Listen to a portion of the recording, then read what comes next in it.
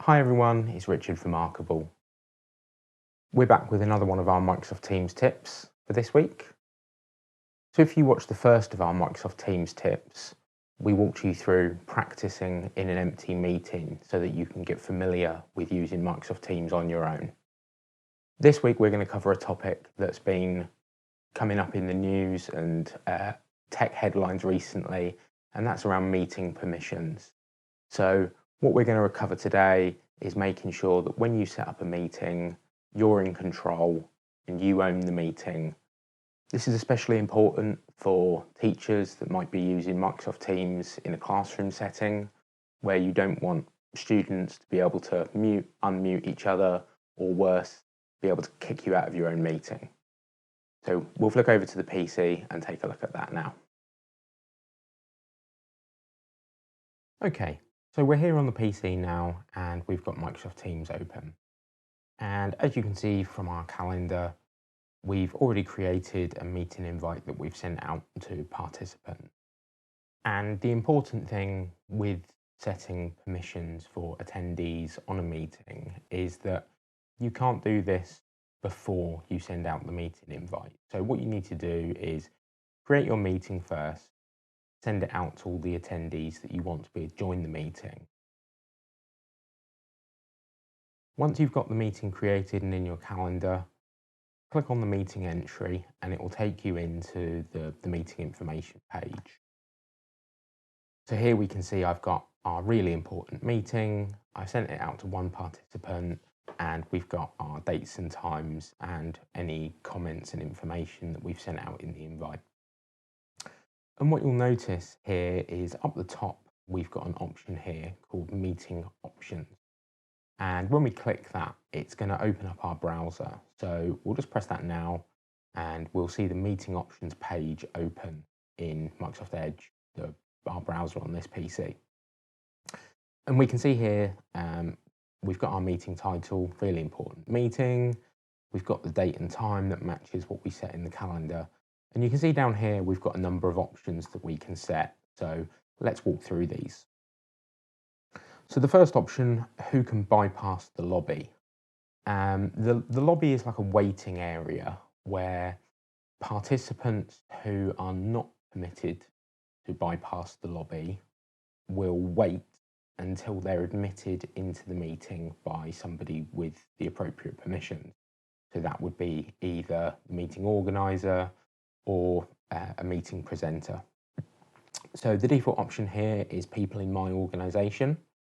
And we've got other options here for people in my organization and trusted organizations. And we've also got an option here that says everyone.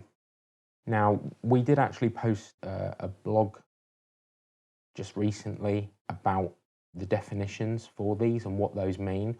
So we'll stick a link to that down in the description below so that you can look at that if you're interested.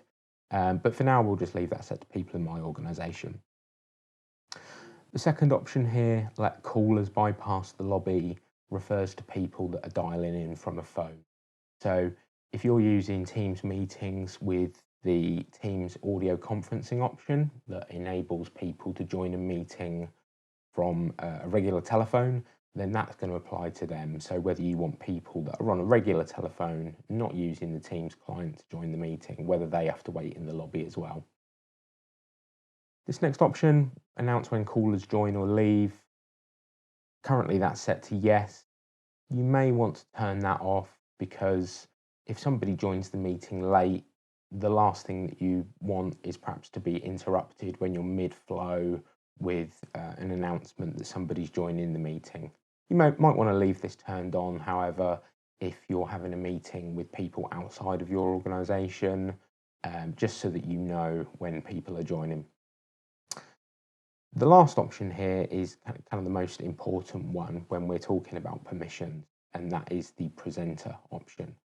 So by default, when you create a Teams meeting, this will be set to everyone. Now, what this means is that anyone that joins the meeting, regardless of whether they're within your organisation or whether they're an external person that you've invited, will have presenter permissions.